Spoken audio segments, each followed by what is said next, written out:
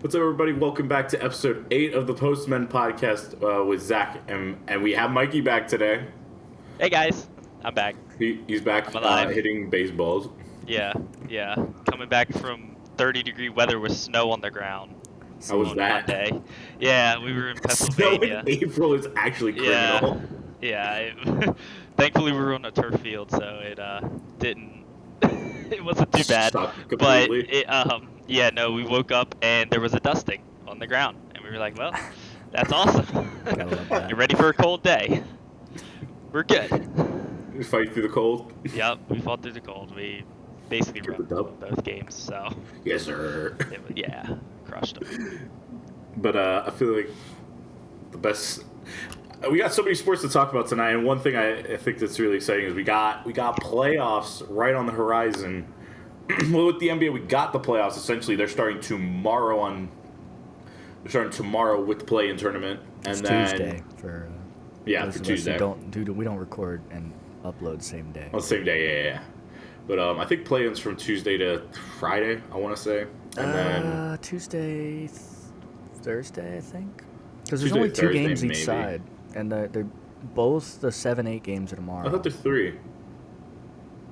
No, it's 8. So 7v8 Right. play. Winner gets the 7 seed, and then I guess There are 3 because 10 and 9 play, and the loser gets eliminated, and then the winner of yeah, I got for you. the winner and loser, play each other. So, I guess since we're talking about with basketball first, on the East side we got the Magic, the Hawks, the Bulls, and the Heat in that order. And then on the West, we got the Warriors. LOL, that is the funniest thing I have seen. I watched that last game against the Clippers, and that was the funniest thing I ever saw in my life. I think that was on national television as well, which made it even funnier. I think that was the game on ESPN. And I just watched the end of it, watched Buddy Hill pull up at the 3-point line, not Steph Curry or anyone worth of any value on the Warriors. No, Buddy held. Yeah, no. And what happened? Clank. And the Warriors went from the 5 seed to having to play in now. And I don't think they've made it into the NBA playoffs if they've been a play-in tournament. I think they're legitimately like 0-3 in playing games. I'm gonna be honest with you. The West is so top heavy. It's like the 7 and 8 seeds are 14 games above 500. They are both 48 and 34 for reference. Yeah, and, that's ridiculous. So we got the Warriors at 7, the Grizzlies at 8 with like you said, the same record. The Kings at 9, and then the Dallas Mavericks at 10. Yeah. Mavericks at 39 and 43. Like, that to me is crazy. Oh, you think 500. that's bad? Look at the East side. The Heat are 37 and 45 and are complete garbage. They have been That's awful since crazy. the deadline. But yet they still make playoffs. Yeah. It's okay. We'll watch a couple bludgeonings. It'll be okay. A couple Yeah, of bludgeonings, probably more than a couple. I can't decide whether I want the Mavericks to just get absolutely smoked right now, or I want them to make it in and then the Thunder just absolutely clobber them. I don't see the Mavs even winning this first game. I know the Kings have been a train wreck off and on this whole season, but I think Sabonis is literally just going to take just a hammer and drop it on the Mavericks' head. So I don't know. It'll be interesting. I mean, I guess I'll just give quick asks for you guys. I don't know who do you think will win between the Magic and Hawks, and then the Grizzlies and Golden State, with both those games happening on Tuesday. I got Golden State. I mean, like they're too good at shooting to not play well. I think both of those teams run away with the top 2 seeds. I don't think the Kings or the Mavericks get even close. So I don't really think it matters. I mean, to tell you the truth, between the 1 seed and the 2 seed, so Thunder and Rockets, they're both awesome, but I mean, there's definitely like you don't want the 8 seed. Like you don't want to play the Thunder. Thunder are that game's gonna be exciting. Yeah, so I think that they're gonna fight for their lives, but I got the Warriors on top, and then East. It's like, honestly, I don't see any of the 4 seeds doing anything of any value. Like they're all terrible. I'll say something. Maybe the Magic. I got the Magic, I guess, because the Magic are streaky. They are. I mean, they But- finished 500 on the dot this year. Yeah, They've had their so really a good moments, definition is streaky. and their depth has been well, actually, no, their depth has been good. It's that their top end has been very often on very bad points this season. So I think that if you level the playing field in the play-in, they'll be fine. I think they'll win, but once if they get the Celtics, they're dead. Yeah, that'll probably be who they draw. So if they win that game, that'll be who they draw if they win the game. And I don't think the Cavs are much better for a I would first rather round play the matchup. Celtics than the Cavs. Oh yeah, no, 100%. Donovan Mitchell coming back too. Oof. That team is nasty, but I'll say Magic. But I will also say this: I see the Hawks getting eliminated in the second game. I see the Bulls coming in, and I actually think they've been one of the more underrated teams in all of basketball down the stretch. I mean, they played red-hot basketball. They took down the Lakers both times, smoked them the first time, and then Josh Giddey hits a half-court shot to win it. He is and from what I saw, he is one of 3 guys who averaged, or not averaged, but had 20 triple-doubles this season. It was him, LeBron, and Nikola Jokic. Superhuman. Yeah, both those guys are superhuman. And then you have Josh Giddey, who's been playing unreal basketball for the Bulls, with Kobe White and a few other solid depth pieces. I could see the Bulls taking that series to 6 against the Cavs. I honestly thought they were going to be the 8th seed, and they just kind of drew a little bit of an unlucky break at the end of the season. I think the Magic will get 7. I think they beat the Hawks, and then I think the Hawks. I see the Hawks falling out. Yeah. I believe I think the that. Magic are in for sure. Now, you ready for the Wild? You ready for the Wild bit? I'm going to say, I think the Grizzlies will win that game. I see no depth down low. You got guys like Zach Edey with the Grizzlies who have been playing really solid basketball for them. And guys like him and Jaren Jackson. And I'm sorry, Ja is going to maul Steph Curry with that size difference. I just think they're going to put Draymond on him. Draymond has been bad this whole year. Playoff Draymond, playoff Steph, and now you got Jimmy Butler. Well, I see. Lest Jimmy Butler you possibly- forget playoff Jimmy. I The do reason believe he the got Warriors make it in. traded in the first place is because he is an absolute animal in the playoffs. He carried Miami to the Eastern Conference Finals 2 or 3 times, and he carried them to the finals on his back. Nobody else was there, just him. I remember he single-handedly embarrassed Jaylen Brown. It was miserable. Yeah, that's my thing. They beat the Celtics, and he That was carried them, horrible. and he just barely lost because he could not do anything else. He's fallen over on the court, out of breath. Yeah. I don't see this Warriors team getting bounced in the playoffs. I don't think they'll get bounced, but I don't see them winning the first game. I think they go very toe-to-toe with the Kings because they match up pretty evenly, but I see the Kings falling out. They just had some really rough games, and I don't know. I mean, they got 2 amazing centers in Valanciunas, who I think it was with the Wizards earlier this season, and they got traded. And then Sabonis, who is honestly a top 5 center in all of basketball right now.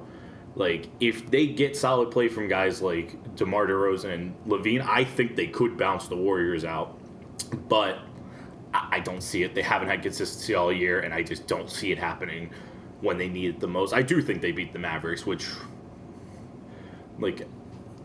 would you consider this worst case scenario for the Mavericks? I mean, obviously not. I think the worst case scenario is missing the playoffs, which I don't find a coincidence. The Suns immediately fired their coach right after the last game of the season. Well deserved. Oh yeah, so deserved. Bradley Beal might be the single worst contract in all of basketball. That Dude makes lost me his happy. talent. Yeah. That makes He me lost happy. all his talent after leaving the Wizards. Dude I is don't know. Anthony washed. Rendon was pretty bad too.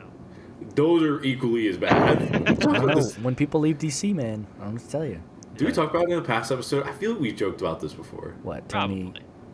Probably. Comparing between Beal and Tony 2 games? Tony 2 games. Yeah, did we do that, or was that just off camera, or was that on just a personal call? Might have been a personal call. Okay, might have been.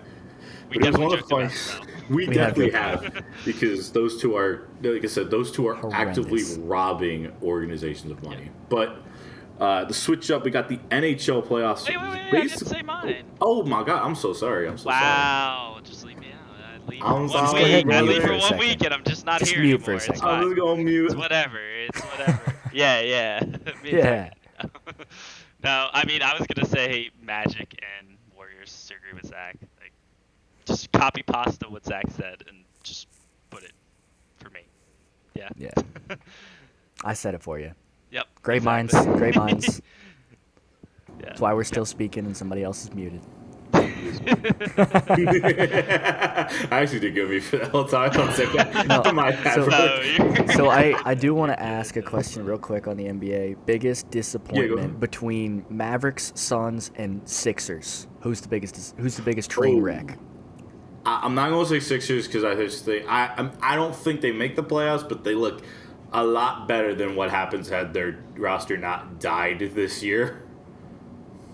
I'm not saying they would make the playoffs, but they look immensely better than sixth worst in all of the NBA.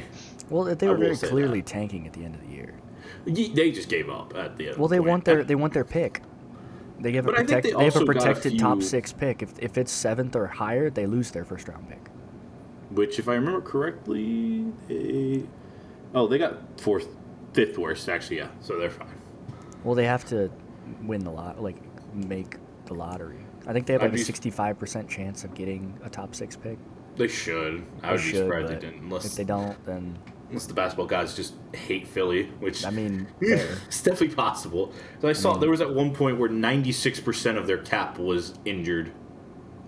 Well, it's like the Mavericks, but When the Mavericks was only like 60, even They with had a- all the injuries. they had $120 million on injured reserve. But no sympathy for the Mavericks, zero. No. I really, yeah, it's I Dallas. There's I no hate that question I have about to it. say the Suns were the biggest train wreck in the league, but the Mavericks It's just the they hurt Suns. me. I genuinely rooted for the Mavericks because I like Luka.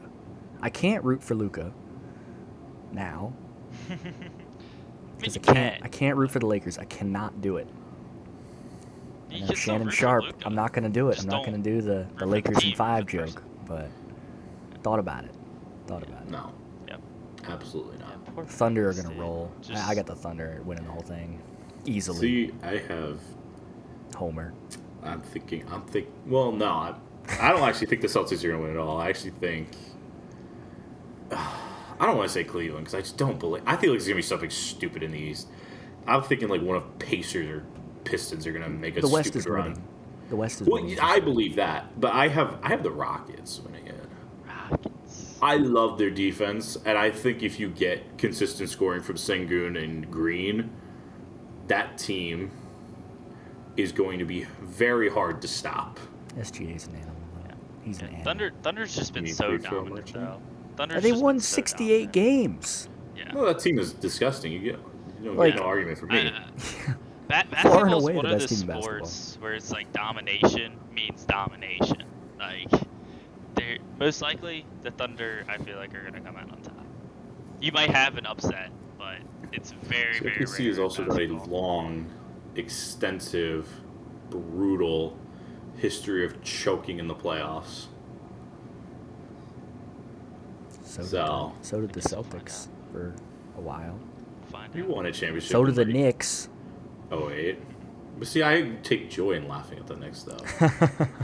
I hate the Knicks. They're losing to the Pistons. You heard it here first, folks. Oh, I believe that. I am a full believer of that. I am buying all the way into Detroit hype. I think the finals are going to be. I don't think it's going to be Detroit, but I'm going to say something wild. I think it's going to be Indianapolis versus the Rockets. That's crazy. Wow. But Crazy stuff. yeah, I guess because now after I didn't make the mistake this time. Yeah. Now let's roll to NHL. Yeah. As If everybody's ready. yeah, this time. Yeah.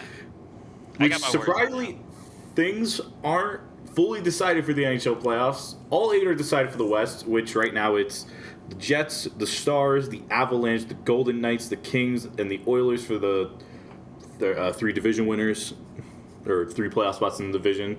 And then the 2 wild cards in the West are the Wild and the St. Louis Blues, who went on a crazy tear to end the year, which was insane. I think they won like 13 straight at one point, which was wild to watch. Wow.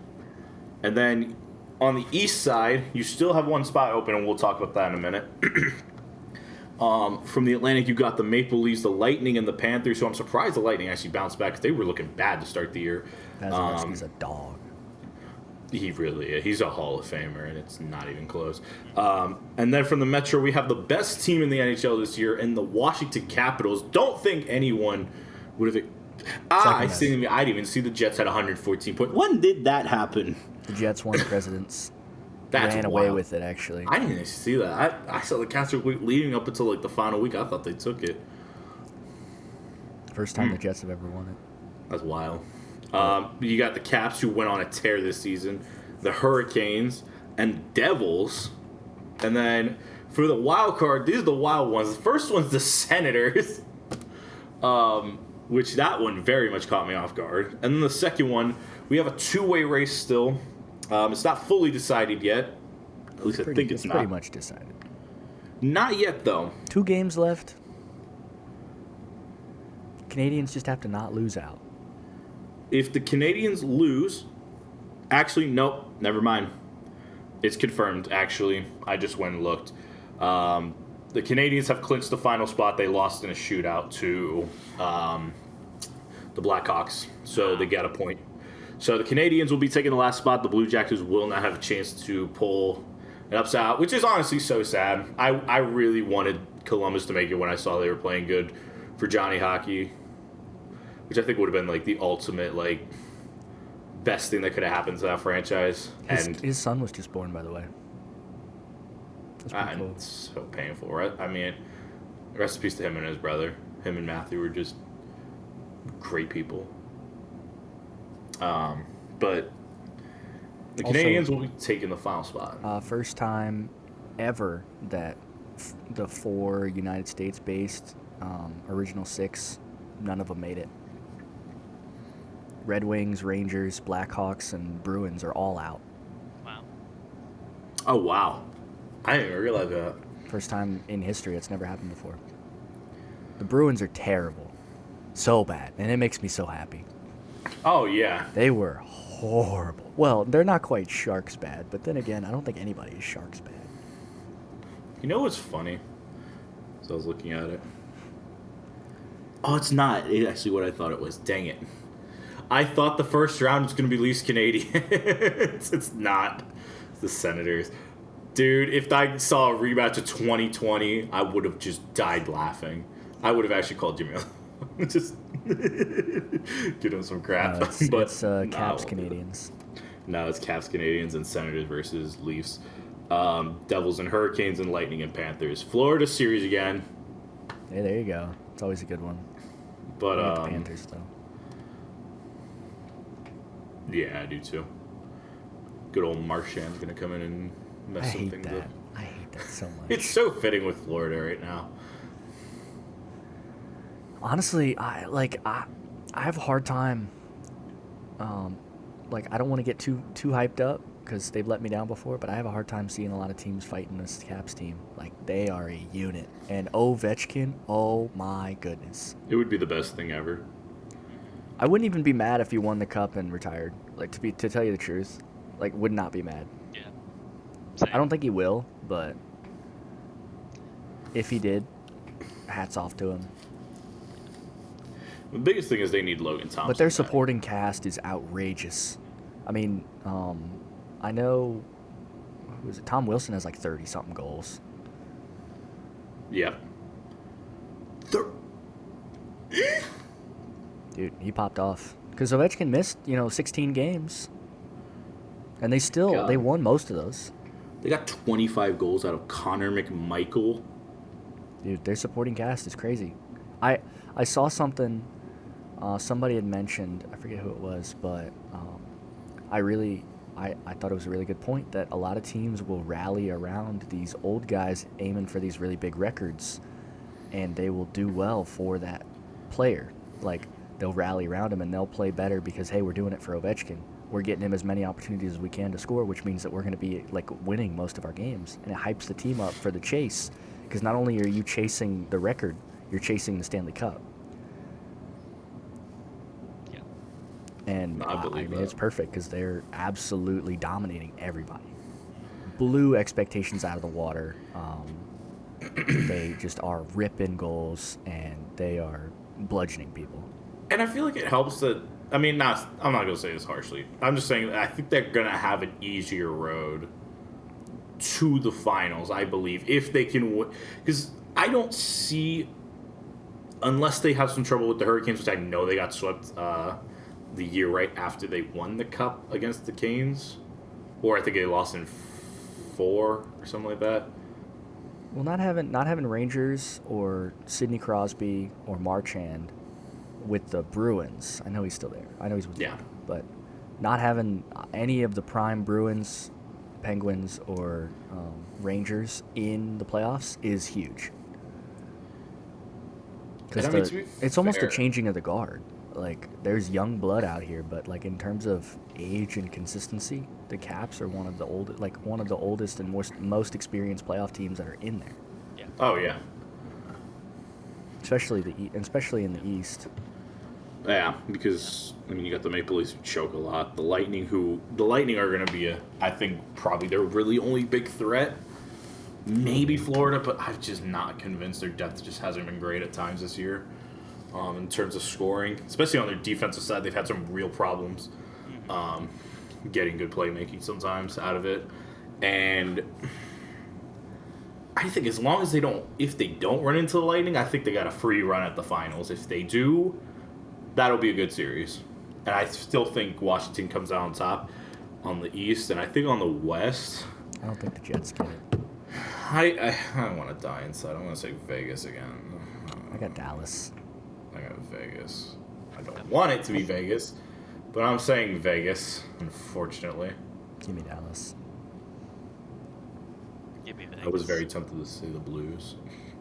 That would be fun. The Caps Blues series would be the most fun series. I'm like right on the fence of saying the Blues right now, but I'm not going to. You'll be fine. Although I do think they beat the Jets in the first round. I'm going to say that right now. I don't know about that. I do believe that. I do believe in the President's Curse, though. I just don't think it's going to hit them early. Yeah. Well, I think if they got 2019 Biddington, which they've gotten down this stretch, the year they won the Cup, went on that crazy Gloria run, anything is certainly possible with St. Louis right now. Well, they don't have to face Nashville anymore. So that's... But speaking of Nashville, well, Knoxville, if you will. Do you guys see the Tennessee news today? Well, yeah, you and me are going to think very differently on this. So, you want to explain it? I'll let you explain it because I might be a little more biased on this one. So, basically, Nico, I'm not going to say his last name, Ayamaleava, I think I said that right? I am Lavela. Sure. I'm pretty sure I said it right. Don't quote me. But basically, starting QB for Tennessee, led him to the college football playoff last year, and then got smoked by my Buckeyes. I'm so glad you guys did that. That was so nice. That was so funny. They came out. They came out that stupid. Everybody's shirtless. They called it Nailing North or whatever, and then they got whacked. But anyway, not related. Nico came in and he held out last week because he wanted a $4 million NIL valuation. He has a $2.2 billion NIL valuation currently, but given the changing market of quarterbacks, he wanted more money. So Tennessee basically told him to kick rocks, and they cut him. So he gone. Where he's going, TBD. But he'll get it. I've he'll heard get Ohio State. Do what? I've heard Ohio State. I honestly wouldn't be mad. I wouldn't be mad. I personally, I understand the move. I do. Now, I'm not saying he did it the right way. Holding out, I don't think is ever a necessarily good solution, especially in college. Like this, in the pros, you have enough stability that you can deal with it, but I don't think that you can afford to do that in college, because college coaches don't mess around. Like, they've got people in the pipeline, they've got backup QBs, they've got people, like, especially in the SEC, they got people ready to go, and they got people hungry. But I will say, I understand where he's coming from. I understand why he wants that money, because Carson Beck, who I think we can all agree is not as good as a quarterback, or not as athletic or talented a quarterback as Nico, went to Miami for $4 million. Now, I'm not sure this is the time that I would have put my foot down. I would have put my foot down a month ago and started going to the negotiating table. But I understand why he wants the money. Because it's the same concept that you have in the pros, where all of a sudden you have a guy and guy gets paid $30 million, quarterback. Now all of a sudden, it's your time for a contract. You're a quarterback. You think you're better than him and you can back it up. You want $31 million because it's a status thing. I've never agreed with that idea of it, but that's kind of how the game works. Because if you're taking less money, it's either you're a team-friendly guy or you're an idiot. And quite frankly, I understand why he wants $4 million. That's the market rate now. I mean, Bryce Underwood, the Michigan dude, he got a ton of money, and he's never played. And I think that's people are shelling out money. It is an absolute embarrassment on the NCAA. It is a complete failure to manage their own resources, to manage their own situation, and they're letting Congress decide, which is going to be worse for everybody. But they are absolutely wrecking college football. Because now, as a fan, what do you do? I mean, what do you do here? Athletic directors, coaches, booster groups, players, fans. What is the solution here? People are just dropping in the portal. You have to fight to keep your own guys. You have to buy your own players back if they have a good season because somebody's going to poach them. They will. Yeah. Mm-hmm. See, that's a bigger issue that I think is going on now. Is just the NIL deals in general, giving these college kids money to play in college. Do you blame them for taking it too? Monopoly money. You get an opportunity to say that your market value is $4 million, and I know you have 2.2, but you're an 18-year-old, you're 19, however old he is. You're not taking that. I'm taking that. Oh yeah, for sure. I don't blame the players at all. I get it. That'll set you up. 2% of athletes go to the pros, but if you have $4 million off rip, you're set. You're not set for life, but you have a shell to do whatever the heck you want to do for a while. Yeah. If you but this narrative of wrecking his character and calling him a diva and calling him this and calling him that, I don't support it. I understand the holding out thing is a bad look, and I understand jumping into negative water or murky waters with no backup plan is an idiot move. But for people to come on here and say that he's a villain and he's this and he's self-centered, no, he's doing what he needs to do. Wow. He's doing what he needs to do for him. And yeah, 2.2 versus $4 million for us is a lot of money, but for him it's he can realistically go get that. Whether that's Ohio State will pay him, or Oregon will pay him, or somebody will pay him that money. And I think he knows that. I think that's why he did it. But I also respect Tennessee for saying, hey, we don't support that because that's a bad culture, and we don't like that. And good for them. Absolutely. Do what you need to do to put your foot down. Yeah. Nobody's above the law. To that, I don't villain stuff. No, self-centered. Absolutely. Yeah. There's no getting around that because at least to me, and again, maybe it's just because I haven't had this type of money. I look at my bank account and see 4 figures and cry internally. But I say this in the sense of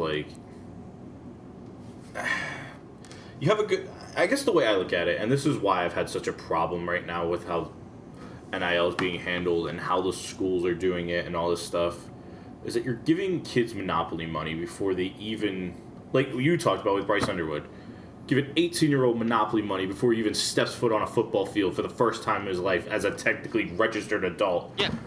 Hell, he probably got that money before he was even 18. Let's be real here. He probably got it when he was still 17 in high school. Yeah. I don't know when his birthday is, I'm just assuming, but...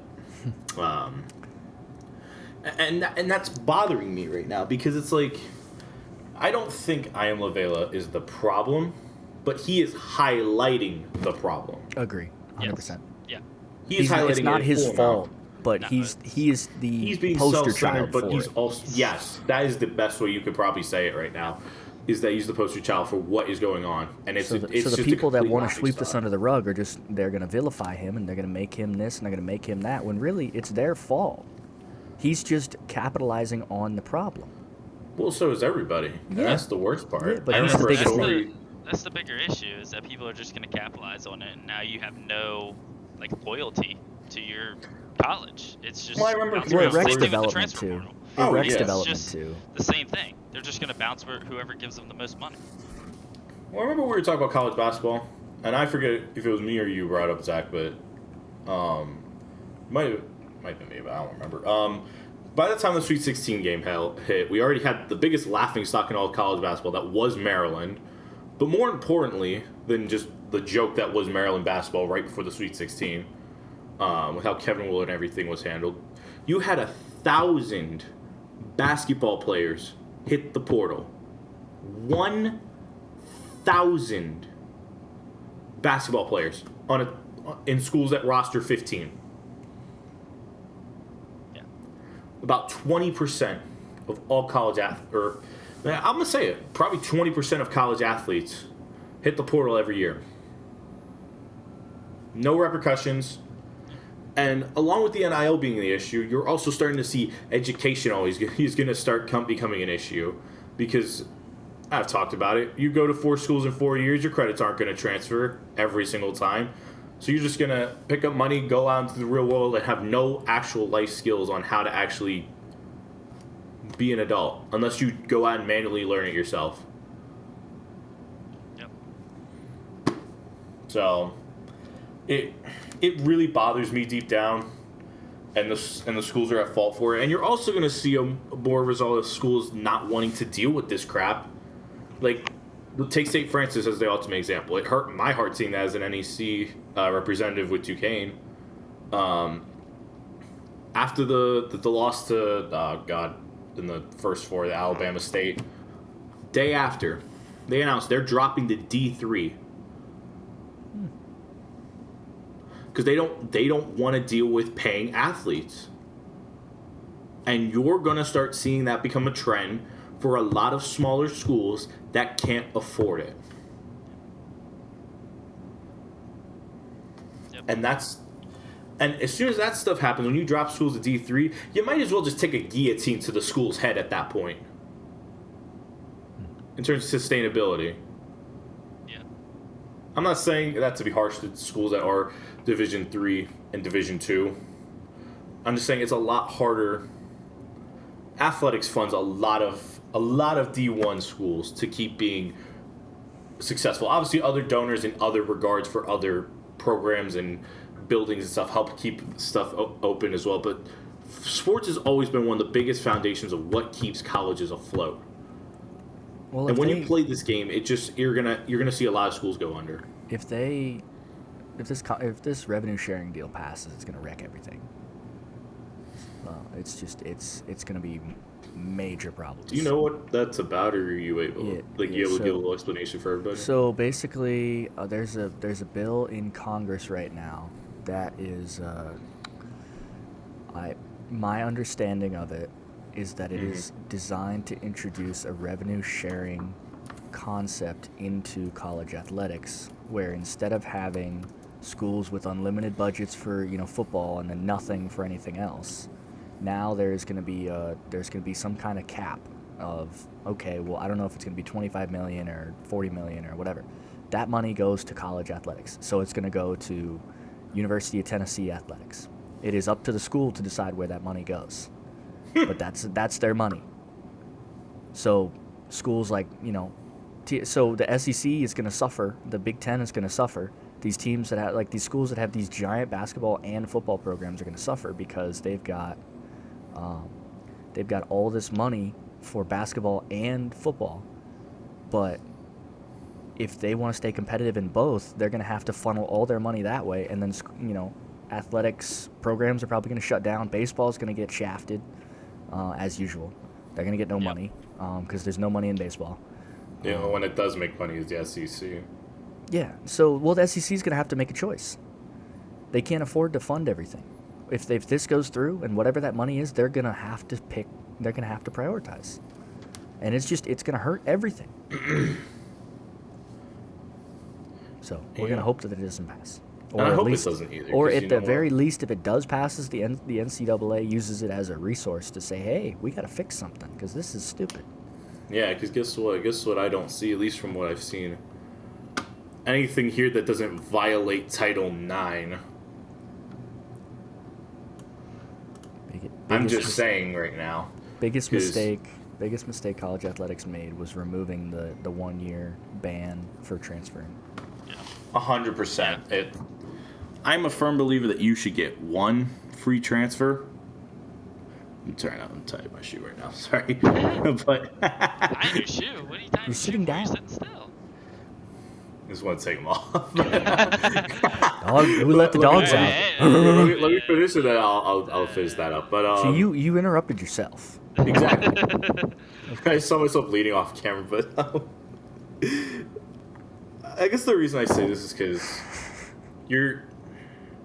it's gonna do more than mess up just college athletics. You're gonna mess up women's athletics for such a high degree, because it's already bad enough that, like, I mean, you talk about the only sports that are really gonna get funded are gonna be basketball and football. As for women's sports, it's just gonna be basketball. No other sport is gonna get any funding via college. Well, the Big East is gonna get a lot better at basketball. I'll tell you that. If this goes through, because the Big East doesn't have a football program. No. So schools like St. John's and Creighton and Marquette are just gonna go absolutely bananas, taking all these top guys because they have the money. Right. Whereas the SEC, if they want to stay the power dogs in the football conferences, they're going to have to spend their money there because football is where the money's at. Yep. But we'll see. And then most likely that's where they're going to go. They're going to go where the money is, and that's football. Well, they're going to have to. Football's Yeah. the money maker. So, but we'll see. Yeah, I don't know. Hopefully, we never have to worry about that. It's crazy that we have to talk about these things when not even 5 years ago, sports felt like it was, I'm not saying normal, but not the absolute tire fire that it feels like it is right now in college athletics. And I am currently sitting here dealing with it at the D1 level. And I guess I'll throw this out. I don't know if you know, Mikey. Have you heard any stories of this happening at the D2 level, having an effect at the D2 level? Nothing that I've heard of, but I know it is affecting. Like, nothing personally, but I know it is affecting D2 and D3, honestly. Like, guys are just jumping. If they're not playing, they're just jumping. Like, they have a senior playing over them, and it's a freshman, they'll just leave and go somewhere else. And then now that hurts the program, because now the sophomore that was going to take the spot, now they have to find either a transfer who's only going to be there for 1 to 2 years, or they're going to have to find another freshman that they're going to take a risk on. So it's just how it is now with the transfer portal. Like, it's just the way it goes. Yeah, it sucks right now. I'm really hoping things get fixed, because I don't think you can see this run another 2 years. No. Like, at most, this can run 2 years, and then something has to get changed, because it's just chaos at this point. Like, you just go wherever. You go wherever your first year, you don't play, you just go somewhere else, and you basically have unlimited transfers with 4 years of college. So yeah, and this is the wildest bit, because we saw Bryce Underwood. I'll finish up with Bryce Underwood one more time. His deal says it's valued at $10.5 million. That's crazy. What happens when a deal reaches? And again, I know this is 4 years. What happens when the first person reaches $5 million a year or $10 million a year? It's ridiculous. It's going to get to the point that you're giving 18-year-olds $10 million. Like, forget all the caps and all this stuff. You're giving people who might at the time still be 17, who might not be able to vote or drink or smoke or own a place, 8 figures. You're throwing monopoly money at them with no understanding of how the world works. Well, it's going to wreck pro sports, because players just aren't going to go into the draft until they're done. It's going to wreck people's lives. Why would they? I mean, realistically, like, why do you think all these quarterbacks are staying in college? Drew Aller's staying in college because he's going to get lousy deal as an NFL prospect, but he's going to get $3.5 million to be a Penn State's quarterback. Yep. Yeah. I don't blame him one bit. Carson Beck's the same thing. $4 million. I don't blame the players. Yeah. I'm just saying you're going to mess up people's lives because Brock Purdy is making $865K. which is insane. Yeah. Well, that'll change. Well, they're gonna NFL is gonna have to adjust. If NCAA doesn't, NFL will, or NFL is gonna come down on the NCAA and say, "Hey, fix it." Yeah. Because this is going to get. Because it's gonna get ugly. It's going to get real ugly. So, but we will always be keeping that updated here. Because we care too much about college sports. I feel like we're all a bunch of sickos in some sense. We're on a sports podcast. Do you expect me not to care about sports? Exactly. That's why we're here. Speaking Exactly. of sports, golf. Oh no! Like, okay. Yeah. Water polo. No, I'm kidding. In other Water news, polo. yeah. Yes, no golf. McIlroy pulling it off. Rory Pulling it off. Rory pulled it back. He did. Yep. He made it a little interesting there towards the end. one of the most dramatic. Last time I saw it before I heard the ending, the crazy ending, there was a three-way split between McIlroy, DeChambeau, and I think I'm going to say his last name right. Oberg. Aberg? I think Aberg? Yeah, something Oberg? like that. But Okay. yeah, that was starting Yeah, the day. They were all drop 10. And Oh, then, wow. Yeah, they were all drop 10. And then it came down to McIlroy and Rose in a shoot-off, both at drop 11 by the end of the day. And McIlroy pulled it off. That's wild. One of the most He almost dramatic threw- he almost Augusta threw it away. Sundays I've ever seen. It Almost was threw it away. so cool. Yeah. I mean, what can you say? Like, I personally, I didn't care who won. Like, both of them, I thought were great stories. But Rory's now the sixth golfer in history to hit a career Grand Slam. So that's Masters, U.S. Open, PGA champ, and PGA players. There's another one. There's 4 of them. It's the Masters, the PGA, the U.S. Open, and the Open Championship. There it is. U.S. Open versus regular Open. Yeah, but he's the 6th in history to do that. Cementing his place as one of the best golfers of all time. Mm-hmm. It took him. This was his 17th Masters. Yep. And he just hit it. And he didn't do it by dominating. He had the lead on Saturday. I want to say Justin Rose had day 1 and 2 leads, and then Justin Rose had a horrendous Day 3. Saturday. He couldn't putt at all. But McIlroy, he did what he had to do, and it was gritty and it was authentic. And if you saw what happened when he hit that play-in putt to win the Masters, I thought it was the epitome of the Masters, of what it stands for. He immediately threw the putter behind his back, fell to the ground, and cried and sobbed on the 18th green in Augusta. I mean, I don't blame him one bit either. No. Yeah. And that was I mean, honestly one of the best memories I've had watching golf. Like, it was so cool. I mean, to be the 6th person ever to accomplish a career Grand Slam. I mean, and here are the names that have done it. You have, all the way back in 1935, you had Gene Sarazen, who did it at the Masters. You had Ben Hogan in 1953, completed at the Open, the Open Championship. Gary Player completed in 1965 at the U.S. Open. Jack Nicklaus completed in the year after, ironically, in 1966 at the Open Championship. And then it never happened. It didn't happen until 2000 on the dot by Tiger Woods himself. Naturally. 2000, turn of the millennium. That's actually kind of awesome. I can't lie. Well, the one thing I thought was interesting is, so there's a lot of pressure on these golfers once they get to 3.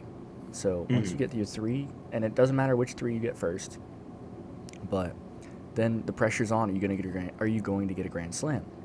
And then you have attempts at it. So every year that you have an opportunity to get a Grand Slam is an attempt towards that. None of the other 5 guys, I think, took more than 3 attempts on their final leg before they got it. His took 11.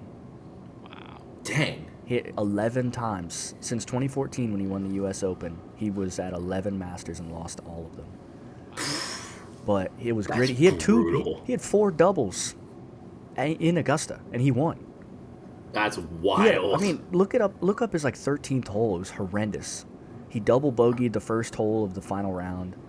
He did what he had to do, but I mean, and then he flubbed a putt on the 18th that would have won it anyway in regulation, but he flubbed the putt and he got a bogey on 18. He nailed right in the bunker.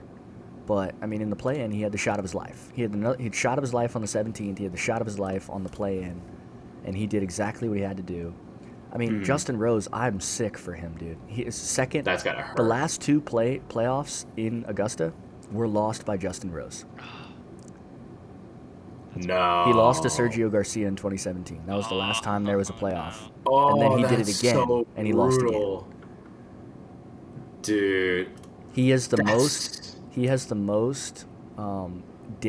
most rounds in the lead in the Masters without winning all time.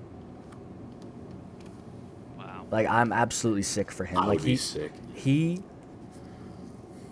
balled the last 9 too. I mean, he bogeyed I think 1 or 2, but he had birdied like 8 or like 6 or 8 in the last 9 of the Masters. The only reason it was even close is he just absolutely balled out.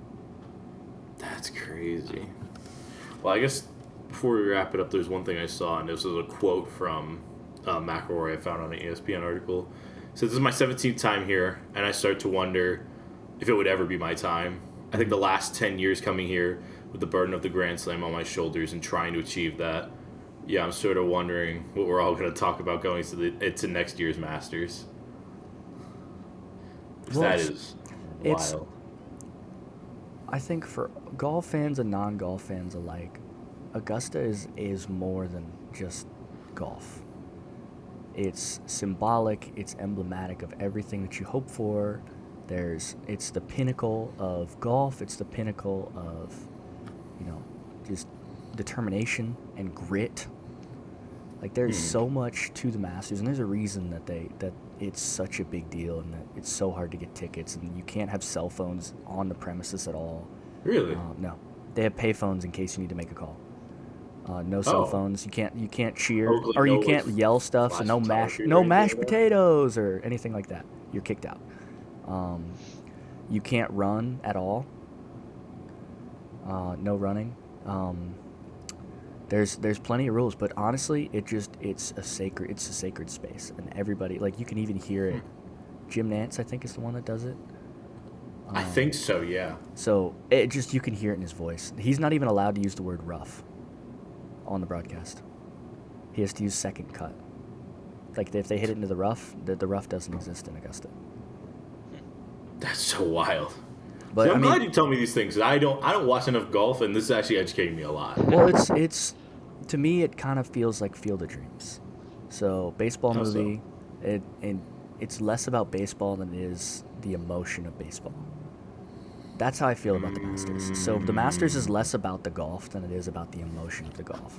Like, you just look at golfers who have done everything that there is to do.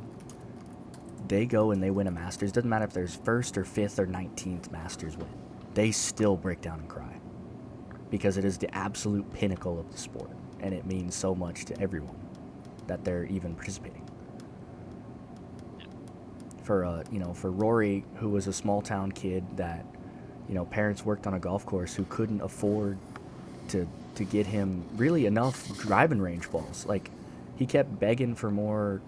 There was a story that they were talking about. He was trying to get, another bucket of balls, but, to hit at the driving range, they didn't have enough money, so they had to wait a week. So his dad told him, and the quote, I think if I'm remembering correctly, "You only have 30 balls, son. Hit every one like you're at the Masters." Whoa. And then he did, and then he won. That's hard. Finally. So. That's so sick. Also, I love that you brought up. I think like that Field of Dreams is like the best comparison you could ever make. Well, that's how I feel. It's the music. It's the vibe. It's the emotion of it all. It just. Trip to Dyersville. I've always wanted to go. It's on my bucket list. I've been seeing news that they're anticipating a 2026 Field of Dreams game. Would you guys be down? I would go. 100% I would go. Absolutely. Let's go. If it does happen, I will be finding the first ticket. there. I'll pay way I more will for it. Not out of my drive price myself range. to Dyersville. My brain keeps looking at where it says the city name, and I keep trying. My brain keeps trying to say Dryersville, and it's Corn. not. Right. Cornfield. Cornfield, yes. But I guess with me talking about that, I guess kind of go into baseball. Our bread and butter are probably. I know for me, I feel like for all of us, it's our favorite sport. Oh yeah, for sure. As well, I want to die. Well, okay, let me rephrase. I don't want to die, but I'm not happy with how things are going. What do you mean? We've lost 5 of our last 7. We looked like absolute garbage. And you're doing still so. 9-7. Yeah, but there is flaws that I told you at the start of the year that are easily showing up right now. And you're still 9-7. Yeah, You're second in the NL East. 2 of those series were Behind against the the Mets. Nats and Rockies. Out of all the teams, the Mets. So. Here's the big thing. Yeah, go ahead. I kept telling you guys Taijuan Walker is not an MLB pitcher, and tonight proved it, as he got clubbed in the second inning, and they never came back. The bottom of their lineup is abysmal, and at this point, I'm a firm believer that bringing back... I was not a fan of bringing back Alec Bohm to start the year. I've said it all offseason. I said that should have been the guy they moved on from. And now it's coming to the point where they might not have a choice but to move on from him. Because he's making it bordering on unbearable at this point. And I feel for him. I hope he figures it out. But I'm a firm believer the clock's about to strike midnight, and they just don't have space to deal with him on the roster anymore. Because him and Marsh are like the 2 biggest weights dragging us down on the offense right now. And it's never a good look when 2 different guys who are bench players are not only way better defensively than those 2 starters, but they are hitting better right now than them. And it's more than by a small margin. These 2 are flat out not hitting. Marsh got benched this entire series against the Giants. He's not playing once, from what Rob Thompson said on Sunday, because he's playing that terrible. He hasn't gotten a hit since March 30th. He's got a reverse Samson. Cut it all off. And I was a firm believer that bringing back Kevin Long as the hitting coach was a bad idea to begin with. And he might get canned by June if they can't start figuring out this offense. Dude, they're above 500. You'll be fine. You know who's not above 500? The Orioles. Yeah, but yours is just on the side of your pitching is just dead. Starting pitching. That's the what I mean. relievers are good. The relievers are good, and you'll get Andrew Kittredge back at some point. I'm saying your starting pitching is Kittredge dead. is, quote, way ahead of schedule. Your starting pitching is dead. Grayson is coming back soon, doing which well. is exciting. And I'm still putting this on record. I still think they get Sandy. I believe that. I think they're going to go get Sandy. Even if it costs them Kobe Mayo, I think they'll take it.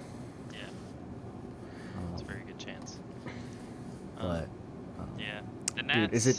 Dude, who else is under 500? The Nats. Yeah. So I don't want to hear this basically the doom and exact gloom opposite. from above 500. Yeah. I'm not saying doom and gloom. I Yeah, just you haven't are. liked how they play. You didn't use the words doom and gloom, but you I'm not lit gonna the sit around panic and think bell. the sky is falling. I'm just saying there's parts in the team that I said should have been gone that are showing up again and are hanging a weight over this team and are costing them games. And the time to deal with that was before the season started. Now they got to deal with it this season. So That's all I'm saying. With yet another series loss, is it time to hit the panic button on the Braves yet? Not yet. Not yet. I don't know, man. I 4 think and they 11. still have a little bit. 5 and They're 11. 5 and now. 11. They won Still, tonight. Not yet. I don't know, man. I think the Braves. I think give them another week. Once they get to 20 games, and if they stay at 5 wins, I'd say okay, panic button. But if they pull 1 or 2, Well, they stay at 5 wins. There is way more than panic button at that point. You are 5 and 19 at that point. There's no coming back from that. Well, that's what I was saying. When they get to 20 games, so 4 more games. They have 16 games total right now. If they lose the next 4, Oh, it'd be like okay. panic button. It's time to hit the I panic am. button. I told you this last week. I'm hitting the panic button. I don't see it this year. I don't see the magic. I know they're getting guys back, but the guys they have aren't hitting. Yeah. Like, in spite of Ozuna and Riley hitting well, they still suck. I'm on the fence, but after watching the Phillies series, and again, I think it's hard to tell. The Rays series did not help their case. When they got diced up by Joe Boyle to lose the series, that was a very bad look. But I'm just not convinced. At least I want to see these next 3 series against Toronto, Twins, and Cardinals. 3 teams that are not doing great. Well, okay, Toronto's been doing fine, but the AL East has been falling on their face essentially. It's between the Yankees' inconsistencies, Red Sox getting shelled. I'll talk about that in a second, and then the Orioles being uncharacteristically bad right now, which again is mainly because of the fact their starting pitching is dead and half their offense is just hurt in a void. Oh, well, that too. But I just don't. I want to see how they play this next week against what I think is weaker competition than what the Phillies, which they won that series, Dodgers and Padres were. Again, I think the Rays is still a bad look. There's no getting around that. Losing 2 of 3 to a team that they should have probably beat. 2-8 on the road is terrible. 2-8 on the road is horrific, but it's not a playoff caliber team. I also still think it's early, and this, like I say, if they play bad against the Twins and Cardinals, if they go like 2-4 against them, press the big red panic button. If they don't go at least 3-3 against them and take one of these other 2 games against the, basically they don't go 5-4 in these next 9. Yeah, hit the panic button. But I think they can at least go 5-4, if not 6-3 down this stretch, and they'll be feeling a lot less worried about what's going on right now.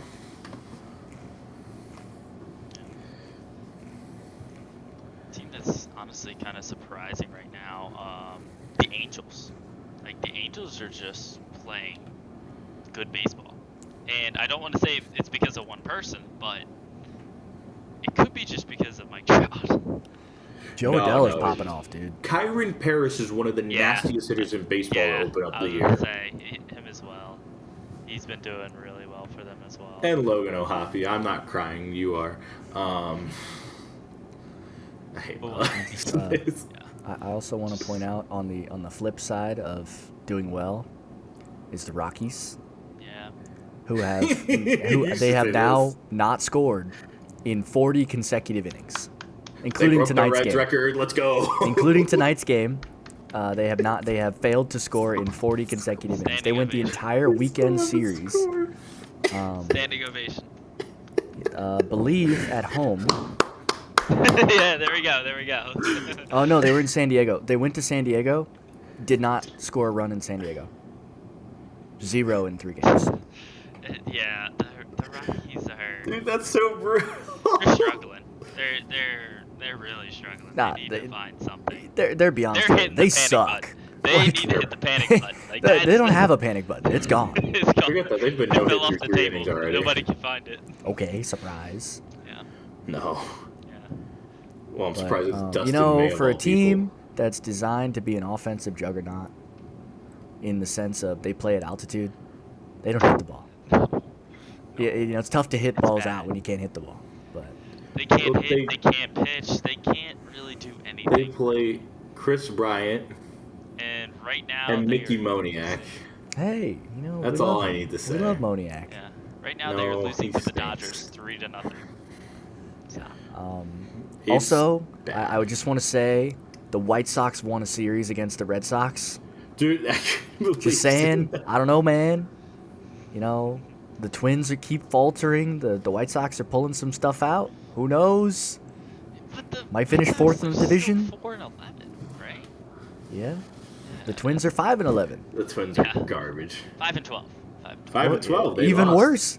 So the Sox are 4th. The Sox are 4th in the division. No, they're still 5th because 5-12 is a better average. That's rude. Okay, well, for all intents and purposes, they're in 4th. They've lost less games. You appreciate the Twins got diced up by Clay Holmes as a starter. in the year 2025. Clay Holmes. Gotta love it. And look at that's the one thing that makes me want to die inside. Because I did call it, unfortunately. Well, I was not saying call it. I do believe I'm right with this, unfortunately. Because the Mets are still doing great. This is with their 2 best starters, realistically, still not even there. Okay, 2 of their 3 best. Kodai Senga is there, I think. Okay. Wow. In Sean Manaea and Frankie Montes. And the Polar Bear is the best hitter in the National League right now, so that doesn't help. Yay. No. He's batting like 380. That's crazy. That's good. No. Please say he's I don't know if he still is, but he was. 345 with a 1 point. I told you, dude. He's going crazy. 1136 OPS. He's doing good. I want to die. Worth the extension. Yeah. And so is Soto, who clubbed a 2-run homer. Attaboy Soto. That's breed Kill me right now. prospects. I want to die. That's breed prospects. Hey, I just gotta say, if you compiled players from the NL East that used to play for the Nationals, you'd have a World Series lineup. You would. Like, all I gotta say. Like, Wait, name some guys out of curiosity. Schwarber, Turner, Harper, Soto. You have Josh Bell. No. No, he's not. He's a good backup.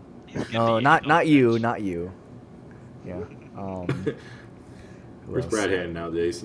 It's like, I mean, they got pitchers in there too somewhere. Well, Scherzer. Well, Scherzer's not really AL East. prospect, but He's Oh. AL East. that's legend at this point. But it feels like half of the Phillies lineup is former Nats. Yeah. And then the Mets are starting to take Nationals. I think it's just 2. Yeah. I'm waiting for somebody Is to it? take James Wood from us. Yeah, it's just 2. If they take James Wood, all hell's gonna break loose. to James tell you Wood the is truth. the saving grace He for the will. Nationals right now. He will. Like, I think that the Nats are finally at a point where ownership is gonna say we're done rebuilding. yeah, they need to keep the prospects that they got. Like I said, I think the minute they Mainly traded for James Nate Wood. Lau, they said they were done They rebuilding. need I to agree. build around James Wood. It's like who they need. That's James who they Wood, need to Dylan build Cruz around. is gonna grow. Yeah. I mean, he's super young. Yeah. Nate And he's Lau struggling, but still he's is super going to have a young. lot of tenure there. C.J. Abrams, I Keebert's still am getting high good. on. Keebert, yeah, Keebert's gonna C.J. be really Abrams started off well. He just got hurt. You have an Keebert's unbelievable started center off fielder hot. in Jacob Young. He's gonna be a Gold Glover. Yeah. He's like It's Kevin just- Kiermaier. And then It's just a Mackenzie matter of Gore. time I love before they get Mackenzie Gore. experience. Dude, That's what he's, they need. Oh my he's god, he's balling so out. gross. He's so gross. They fleeced the Padres in that trade. All I gotta say. I know he didn't have a great outing. Mitchell Parker looks really good as well. The only Just thing. the bullpen is the worst bullpen in history. Yes, yeah. No, you let's want me not to go read crazy. through The these Rockies ERAs? exist. You want me to read through these ERAs? Brad Lord, 4.82. Well, he's a starter now. He's a starter. He's a starter now. Well, yeah, whatever. Eduardo Salazar, 6.75. Orlando Rebalta, 5.87. Jorge Lopez, 6.43. Oh, bring up the guy I want you to bring up. Jose Ferrer, 5.40. The light in our bullpen, Kyle Finnegan's only a 1.35. The saving grace of the Nats bullpen. He gone. Lucas Sims, 12.79. Oh! And he's not even the worst. He's not even the worst. Is Poche. Poche worse? Poche, 16.62. Yeah.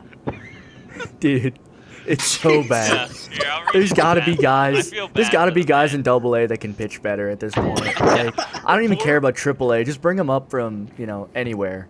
4.1 innings pitched. He's given up 7 hits, 8 earned runs, 9 walks. Poche. 9? 9 walks to 6 Ks. I want to just point something out. This is CBS I'm looking at. Yeah.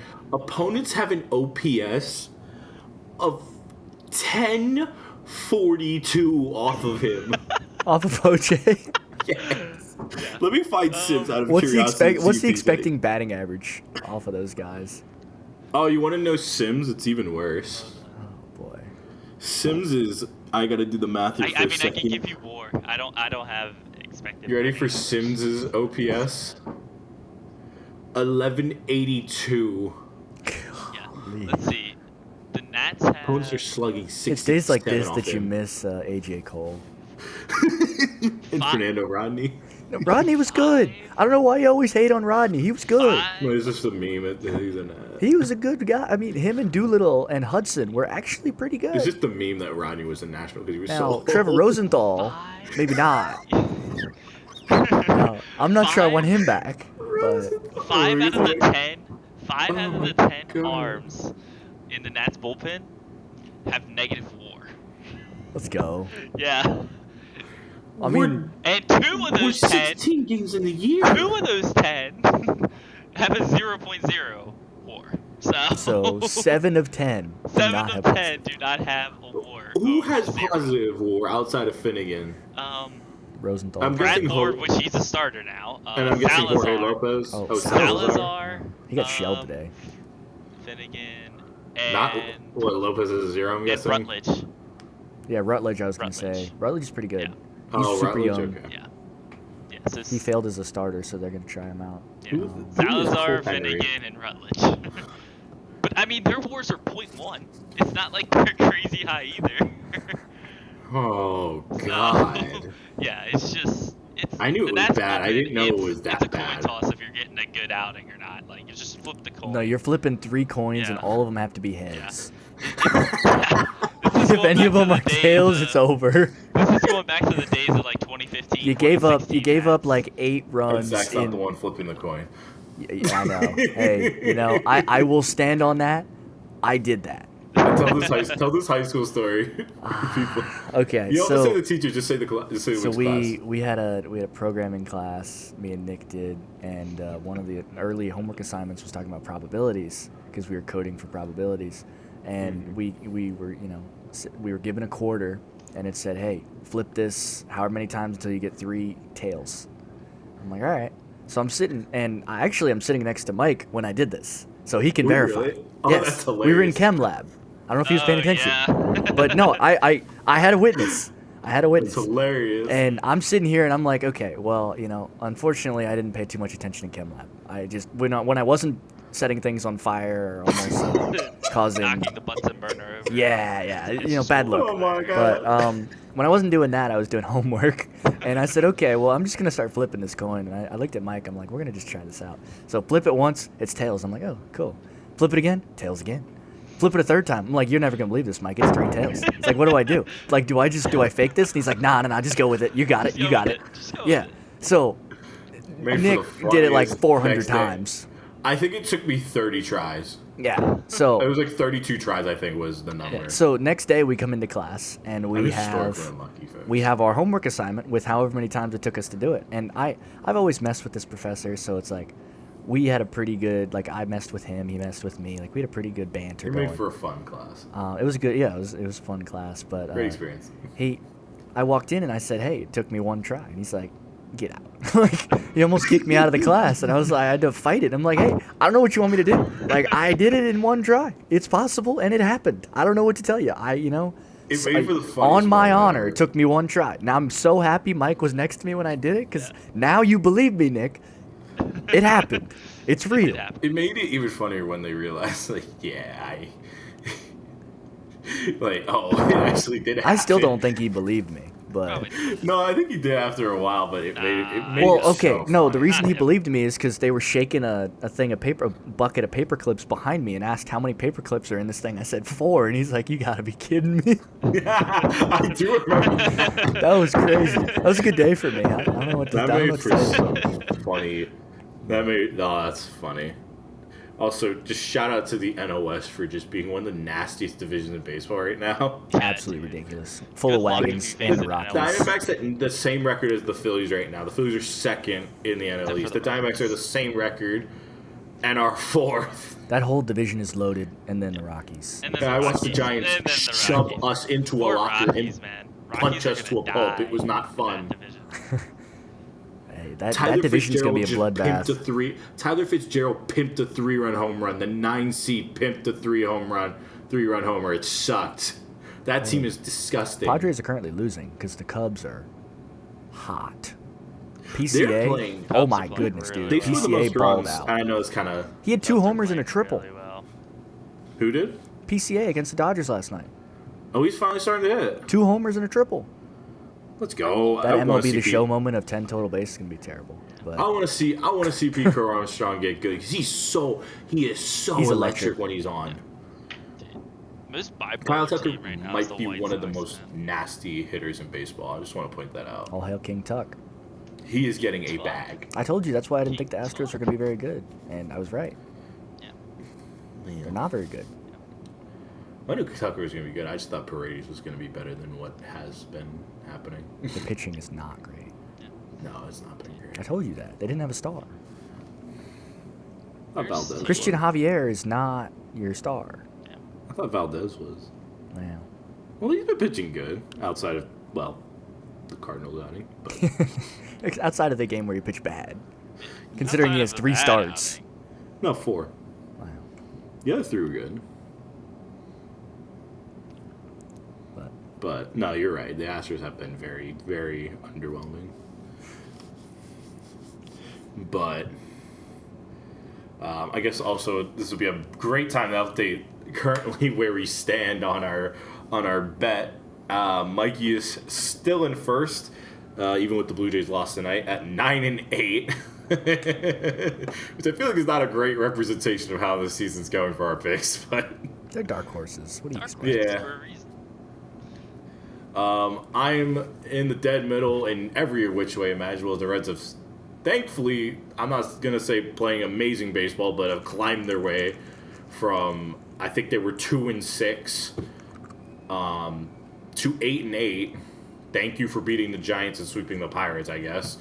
And Zach is currently in last with the A's that are 6-10, but again, probably still a little deceiving because they came off a tough series against the Mets in which, outside of the last game, they played a very good series, and the Padres, well, actually, that series, they played great. They played even better than the Mets. They lost both those games by 1 run, and I think they blew one of those games in, like, the lead. Yeah, so it's like, the record looks bad, but they're gonna have to face lousy Guess who they have teams. next?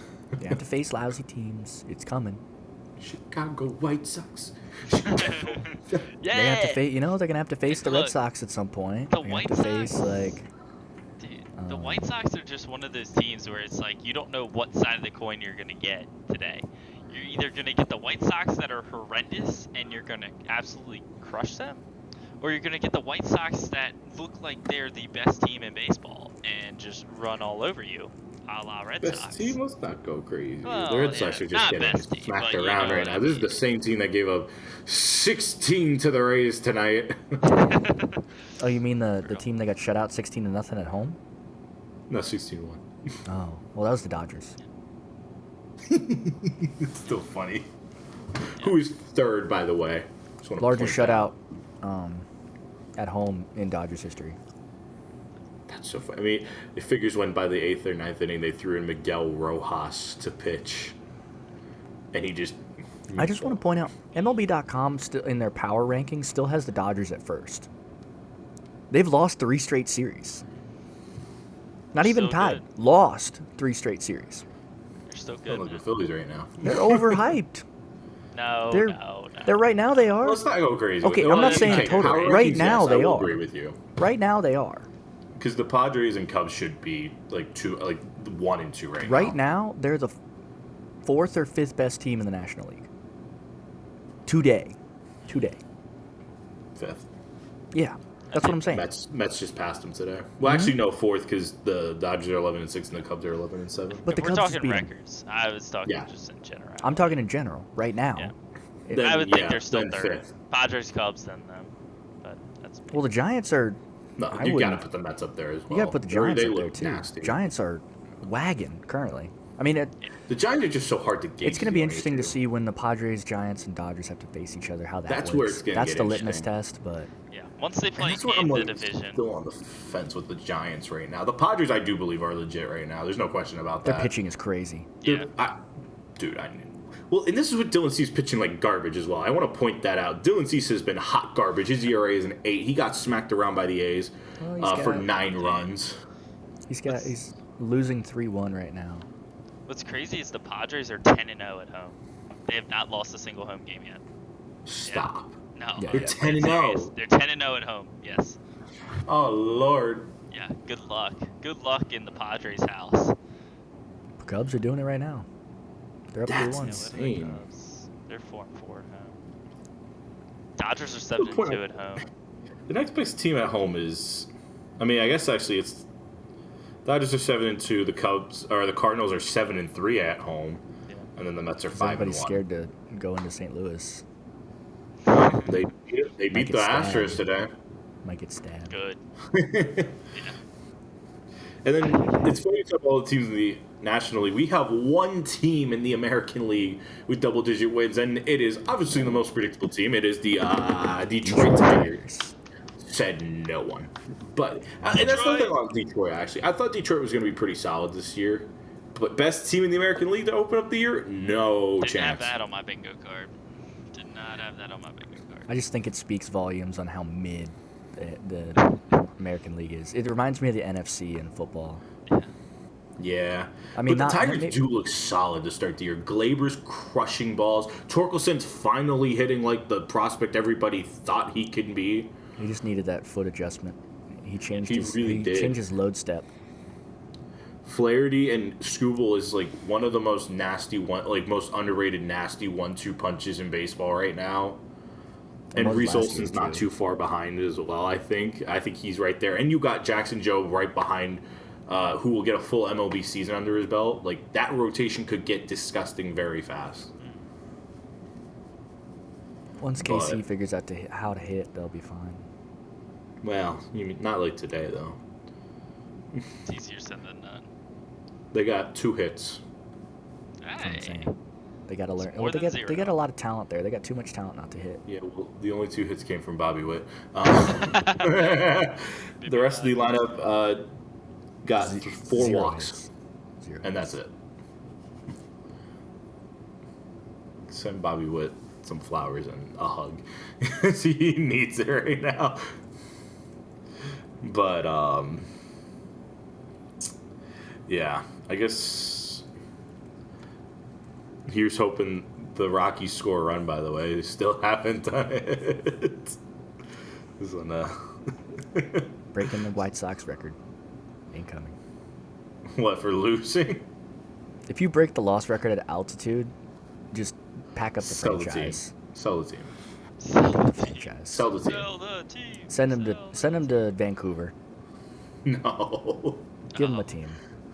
Just Or send Salt the Lake. stuff. Salt Lake wants a team. Utah baseball team Utah. Yeah, we'll to go be with constant- the Utah hockey Yeah. club. The Utah Hockey Club. Please get a name next year, Utah. I heard they're getting the Mammoth.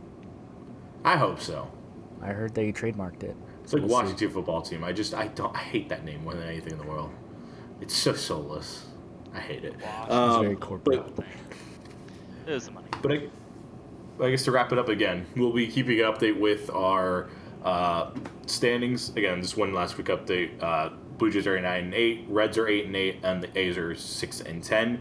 About 16 or 17 games in the season, as we're about to hit the my brain's bad at math, the 1/8 mark of the year, running through the first month of baseball. So That makes me sad.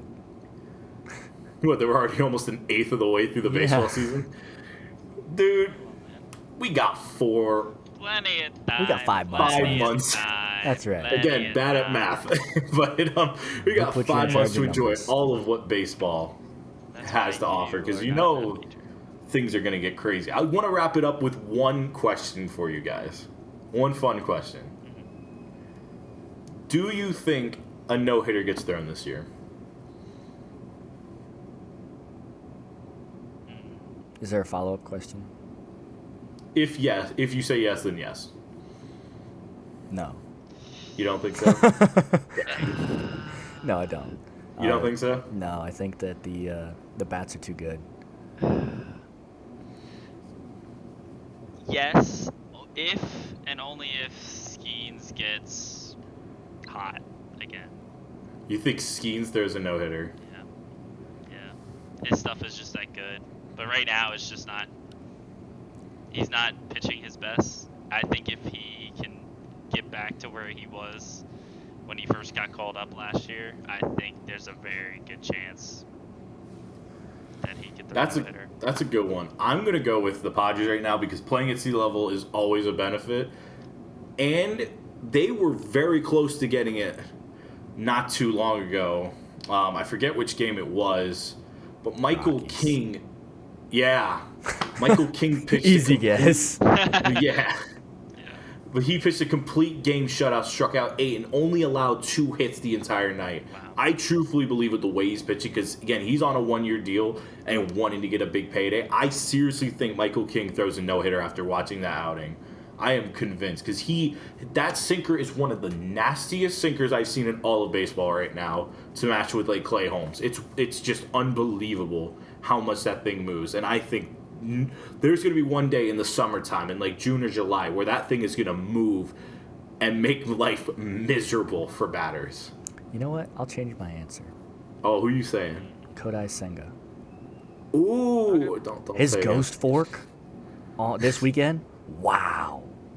I didn't actually get to watch it. He had like 7 innings at like 65 pitches.